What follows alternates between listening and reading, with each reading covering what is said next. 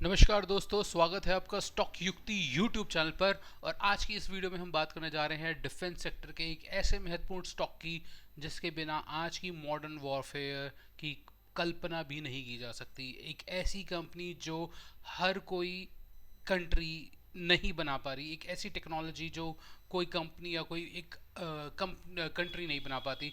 ये जो कंपनी है ये बुलेट या कोई हैंड ग्रेनेड नहीं बना रही है।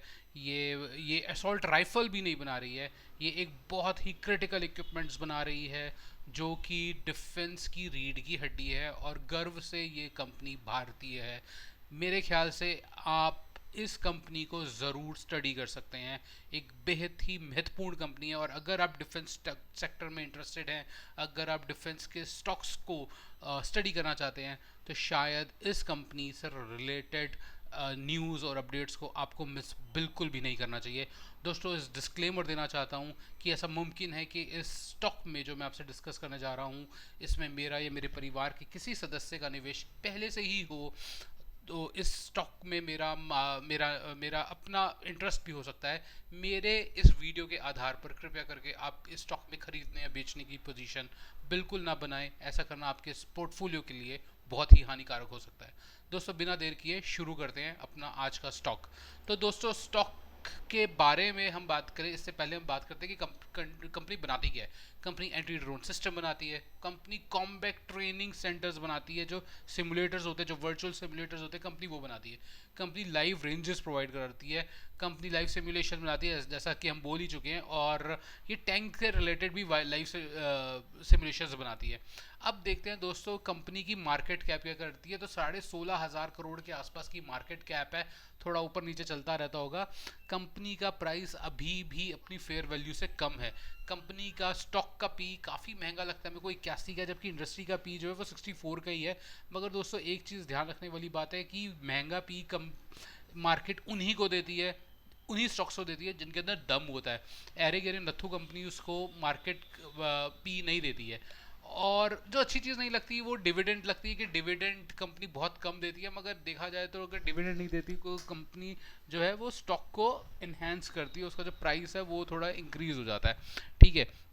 उसके बाद सेकंड चीज़ जो है, तो are O E R O C, एक excellent R O E R O C है, no doubt.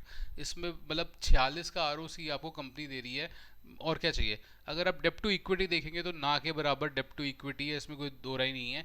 Sales growth, massive sales growth है। ईपीएस ग्रोथ शानदार है, और क्या चाहिए, मतलब 250% से भी ज़्यादा की ईपीएस ग्रोथ पिछले 3 सालों में। पी का एक्सपेंशन, ईपीएस का एक्सपेंशन, और इवन तो अगर 5 साल के लिए भी पी का देखा जाए, ईपीएस ग्रोथ देखी जाए, तो 54% से ज़्यादा की ईपीएस ग्रोथ कंपनी ने दी है।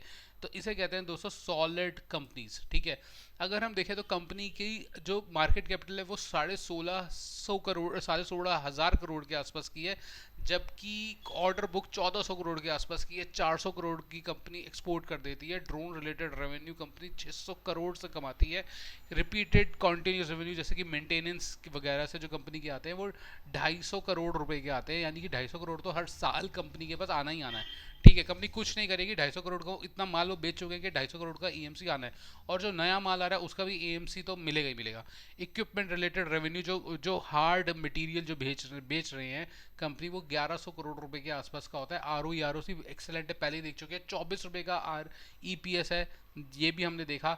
मीडियन पी 98 रुपए का, और इसके हिसाब से जो फेयर वैल्यू आती है लगभग 2200 रुपए से ऊपर की आती है।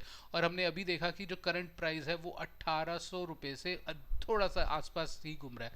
और 2200 रुपए से ज़्यादा की लगभग कोई फेयर वैल्यू निकल कर आ रही है 3 साल के मीडियन पी के हिसाब से। अगर हम देखें तो नेट प्रॉफिट जो है कंपनी का वो ऑल टाइम हाई पे चल रहा है। 210 करोड़ रुपए का ऑल टाइम प्रॉफिट कंपनी चला रही है। अब दोस्तों, अगर आप इसके कंपनी के चार्ट को देखेंगे ना, तो चार्ट को आपको देखे लगेगा कि ये तो आसमान में निकल चुका है चार्ट। मतलब अगर ये मैंने लगाया है कोविड फॉल से, तो यहाँ जहाँ पे मेरा पॉइंटर आ रहा है ये कोविड फॉल का फॉल है। 1 महीने की एक कैंडल है, और ये आज की सिचुएशन है। मतलब जो स्टॉक 22-23 रुपए के 20 रुपए के आसपास का होता था, आज हम 1800 रुपये उसकी फेयर वैल्यू सस्ती कह रहे हैं। आप समझ रहे हैं। तो आप देख सकते हैं कि कितना मंथली लेवल पर जो इसका यहाँ पे जो मंथली लेवल पर जो स्टॉक का स्टॉक का RSI है वो भी ओवर प्राइस दिख रहा है। क्या स्टॉक नीचे गिर सकता है? मैं तो आशा करता हूँ गिरे, मगर सीधा चार्ट पे चलते हैं दोस्तों। चार्ट पे जाने से पहले फिर बताना चाहता हूँ, एक डिस्क्लेमर देना चाहता हूँ, मेरी इस रिकमेंडेशन के बेसिस पर स्टॉक मत खरीदेगा। ये रिकमेंडेशन नहीं है, ये सिर्फ एजुकेशन पर्पस के लिए है, और स्टॉक खरीदने से पहले थोड़ा ध्यान से। अच्छा दोस्तों देखिए, ये निफ्टी का चार्ट है, बाय डिफ़ॉल्ट खुला ही रहता है, और हमने अपनी पुरानी वीडियोस में काफ़ी बार डिस्कस किया निफ्टी के लेवल्स। बहुत पुराने चार्ट्स हैं ये मेरे, और मैं पहले ही इन लेवल्स को बना चुका था। मुझे लग रहा था, पहले से इंट्यूशन थी कि निफ्टी इन लेवल्स पर आएगा, यही हमारा जोन है, और देखिए आप इस जोन पर आ रहे हैं दोस्तों। इस तरह की जो रिसर्च है ना, आपको आसानी से नहीं मिलेगी। मतलब मैंने इतनी वीडियोस बनाई है निफ्टी के बेसिस पर, आप देख सकते हैं हमारे चैनल के जाकर कि हमने कितनी वीडियोस बनाई है निफ्टी पर, और ये सारे चैनल्स हम लोगों ने बना चुके हैं। खैर, हम कंपनी का नाम लेते हैं, तो कंपनी का नाम है जेन टेक्नोलॉजी। अब आप कहेंगे भाई कंपनी का नाम तो पता है, क्या रखा है नहीं रखा जो भी है, मगर आप इसको अगर देखेंगे कंपनी को, तो एक शानदार कंपनी है, और शानदार कंपनी है। और इसका स्टॉक देखिए दोस्तों, भारी गिरावट के बाद भी स्टॉक जस का तस है। अब मेरे को ऐसा क्या लगता है कि स्टॉक प्राइस कहाँ जा सकता है, कहाँ रुक सकता है?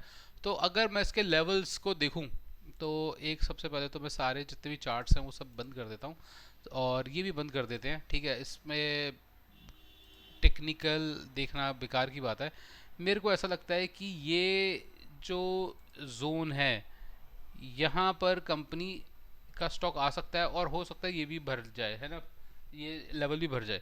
तो मगर इसके चांसेस मेरे को कम लगते हैं। ये जो एरिया है ये ज़्यादा लगता है, मगर अगर मैं चाहूँगा, मतलब मेरे को ऐसा लगता है कि ये जो 1300 रुपये के आसपास का लेवल है ना, ये जो लेवल है, ये वाला, ठीक है, ये लेवल कंपनी दोबारा ये स्टॉक दिखा सकता है अगर डाउन ट्रेंड चालू होता है। अगर मार्केट से FIIs या कोई बड़े लोग पैसा निकालते हैं, तो शायद हो सकता है कि ये जगह जो है वो लेवल दोबारा देखने को मिल सकते हैं, ठीक है। तो अगर मैं इसको लिखूं, तो मैं यहाँ पे लिखूंगा वेरी स्ट्रॉन्ग सपोर्ट, ठीक है। इस जगह को अगर मैं लिख देता हूँ, तो मैं इसको लिखूंगा, ये क्या हो रहा है, जस्ट अ सेकेंड। तो ये एक वेरी स्ट्रॉन्ग सपोर्ट है ये, ठीक है।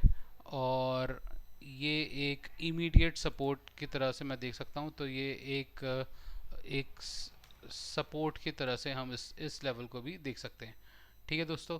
तो ये हमको एरिया दिखता है जहाँ पर हमको थोड़ा सा काम करना चाहिए, ठीक है। और ये मैं कब बना रहा हूँ वीडियो मैं बना रहा हूँ 9 नवंबर की डेट है ये। तो आप देख लेते हैं, 9 नवंबर 2024 को हम लोगों ने ये वीडियो बनाई है, और ये टारगेट्स दिए हैं, और यही मेरा अंदेशा है जेन टेक्नोलॉजीज़ को लेकर। इस पर इसको स्टडी कीजिए, देखते हैं कहाँ जाता है कहाँ नहीं जाता। हालांकि इसमें मैंने निवेश किया हुआ है, मेरा पहले से निवेश है, और मैं इसमें और निवेश करना चाहता हूँ। काफ़ी थोड़ा सा निवेश है, क्योंकि जब लिया था तब इतना प्रॉमिसिंग मेरे को लग नहीं रहा था, मगर और उसके बाद फिर कभी मौका भी नहीं मिला इसमें निवेश करने का, इसमें मौका ही नहीं दिया। हालांकि ये समय था, मगर वही होता ना कि कैश आपके पास नहीं होता उस वक्त, इन्वेस्टमेंट के लिए आपके पास फंड्स नहीं होते। तो खैर जो भी है, सो द पॉइंट इज, एक बड़ा अच्छा सा कोट है कि everybody can not rich at the same time, है ना।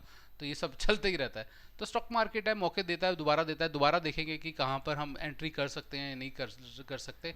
दोस्तों अगर आपने हमारी इस वीडियो को अंत तक देख लिया है, तो आपसे गुजारिश है, चैनल को सब्सक्राइब ज़रूर कीजिए, वीडियो को लाइक कीजिए। आप चैनल को सब्सक्राइब करते हैं, हमें मोटिवेशन मिलता है। इस तरह का बारीक कंटेंट आपके साथ हम शेयर करते रहते हैं। और वीडियो को अंत तक देखने के लिए दोस्तों बहुत बहुत धन्यवाद।